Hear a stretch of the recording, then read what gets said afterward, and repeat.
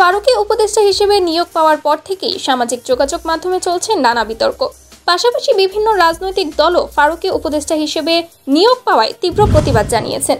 এদিকে অন্তর্বর্তী সরকারের উপদেষ্টা হিসেবে নিয়োগ পাওয়া চলচ্চিত্রকার মোস্তফা সরোয়ার ফারুকীকে নিয়ে সংবাদ সম্মেলন করেছেন আলোচিত কন্টেন্ট ক্রিয়েটর আশরাফুল আলম ওরফে হিরো আলম।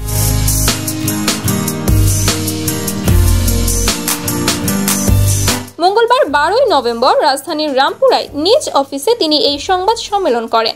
সংবাদ সম্মেলনে তিনি বলেন, ছাত্র আন্দোলনে ফারুকী ভাইয়ের কোনো ভূমিকা দেখিনি, মাঠে দেখিনি, দু একটি স্ট্যাটাস দিতে দেখেছি। জনগণ মনে করে মোস্তফা সরোয়ার ফারুকী ভাইয়ের চেয়ে হিরো আলম যোগ্য, কারণ হিরো আলম আন্দোলনের সময় মাঠে ছিল।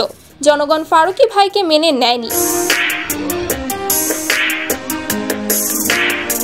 হিরো আলম বলেন, যেসব ছাত্র শহীদ হয়েছেন তাদের পরিবারের কাউকে উপদেষ্টা করা যেত। হিরো আলম আরও বলেন, ফারুকীকে উপদেষ্টা বানানোর আপনারা কে? তাকে যে উপদেষ্টা বানিয়েছেন এর আগে কি একবারও জনগণের সঙ্গে বিষয়টি নিয়ে কথা বলেছিলেন? সে দেশের জন্য কি করেছে? গত 2 দিন ধরে দেশের ভিন্ন জেলা থেকে অহরহ কল আসছে, পোস্ট করছে যে ভাই আপনাকে উপদেষ্টা হিসেবে দেখতে যাই।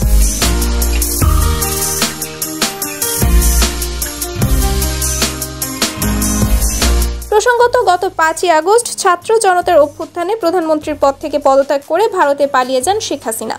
ওই দিনই বিলুপ্ত হয় মন্ত্রিসভা। পরদিন 6 আগস্ট দ্বাদশ জাতীয় সংসদ ভেঙে দেন রাষ্ট্রপতি। এরপর গত 8ই আগস্ট শপথ নেয় অন্তর্বর্তীকালীন সরকার।